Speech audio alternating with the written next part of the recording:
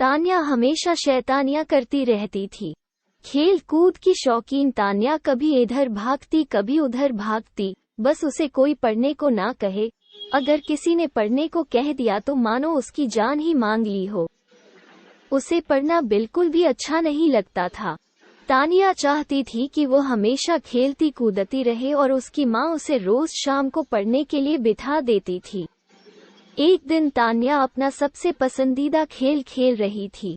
जैसे ही उसकी माँ ने उसे पढ़ने को कहा, वो बहुत ज्यादा गुस्सा हो गई।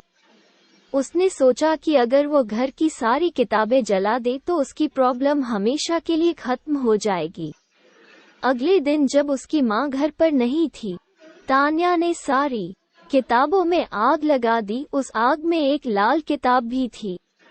जैसे ही वो किताब जली, बिजली जोर जोर से गड़गड़ाने लगी, तेज हवाएं चलने लगी और अचानक से एक लपट बाहर निकली जो धीरे धीरे एक औरत का रूप लेने लगी। तान्या उसे देखकर बहुत ज्यादा डर गई। तभी अचानक वहां पर उसकी माँ आ गई और तान्या को एक थप्पड़ लगा दिया और तान्या की माँ तुरंत उसे पूजा वाले कमरे में ले गई। माँ ने तान्या को बताया कि जब वो लोग इस घर में आए थे तब कुछ लोग कहते थे कि इस घर में एक चुड़ैल का साया है, तो उन लोगों ने एक बड़े पुजारी को बुलाकर इस घर की पूजा कराई और उस पुजारी ने अपनी शक्ति से उस चुड़ैल के साये को इस किताब के अंदर कैद कर दिया और बोला कि कभी भी इस किताब को कोई हाथ ना लगाएं और अगर गलती से किसी ने इसे आग में डाल दिया तो यह चुड़ैल वापस आजाद हो जाएगी। तान्या ये बात सुनकर डर गई और बोली, माँ अब क्या करें? तब माँ ने बोला, पुजारी जी ने उन्हें एक पवित्र जल दिया था कि अगर यह चुड़ैल कभी गलती से बाहर आ भी जाए तो इस जल को छिड़क कर उस चुड़ैल को फिर से कैद किया जा सकता है। पर अब मुश्किल ये थी कि यह जल छिड़का कैसे जाए, क्योंकि वो चुड़ैल काफी गुस्से में थी, क्योंकि उसे इतने लंबे समय तक के लिए इस किताब में बंद कर दिया था। तभी अचानक वहां रोते बिलखते दो छोटे छोटे बच्चे आ गए और वो चुड़ैल उन बच्चों के पास शांति से खड़ी थी। माँ धीरे से कमरे से बाहर आई और उस चुड़ैल से बात करने की कोशिश करने लगी। जैसे उस चुड़ैल ने माँ को देखा, वो चुड़ैल माँ पर हमला करने के लिए भागी। माँ के हाथ में वो पवित्र जल था। उस जल को देखकर चुड़ैल डर गई और वहीं रुक गई और बोली, मेरे पर यह जल मत डालो, मेरे बच्चे फिर अकेले हो जाएंगे। माँ ने उस चुड़ैल को बड़े ध्यान से देखा और पूछा कि तुम्हारे साथ क्या हुआ था?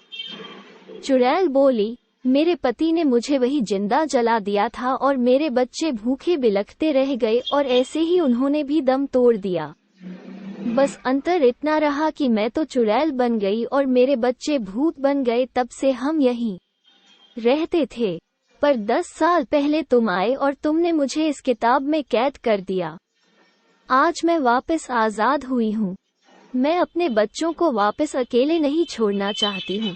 माँ सोचने लगी कि अगर यह चुड़ैल ऐसे ही रही और लोगों को नुकसान पहुँचाएगी। तभी चुड़ैल बोली कि तुम हम पर जल मत डालो, हमें मुक्ति दिला दो। माँ ने पूछा कि मैं तुम्हें मुक्ति कैसे दिला सकती हूँ? चुड़ैल बोली कि तुम इस घर के पीछे बाले नीम के पेड़ के नीचे एक हवन कराओ और मेरे बच्चों की आत्मा की मुक्ति के लिए प्रार्थना करो। माँ ने पूछा कि उस पेड़ के नीचे क्यों? चुड़ैल बोली कि मेरे पति ने मुझे यहीं जलाया था और अगर कोई उस पेड़ के नीचे हवन करता है और मेरे बच्चों की मुक्ति की प्रार्थना करता है तो हमें मुक्ति मिल सकती है। अगले दिन तान्या की माँ ने वहां पर एक छोटा सा हवन कराया, जिसमें उन लोगों ने उस चुड़ैल और उसके बच्चों की मुक्ति के लिए प्रार्थना करी। इससे उस चुड़ैल और उसके बच्चों को मुक्ति मिल गई और वो हमेशा के लिए वहां से चले गए। और तान्या को भी यह बात समझ आ गई कि हमें ऐसे सारी किताबें नहीं जलानी चाहिए और हमें पढ़ना भी चाहिए, जिससे हम अच्छे और समझदार इंसान बन सके।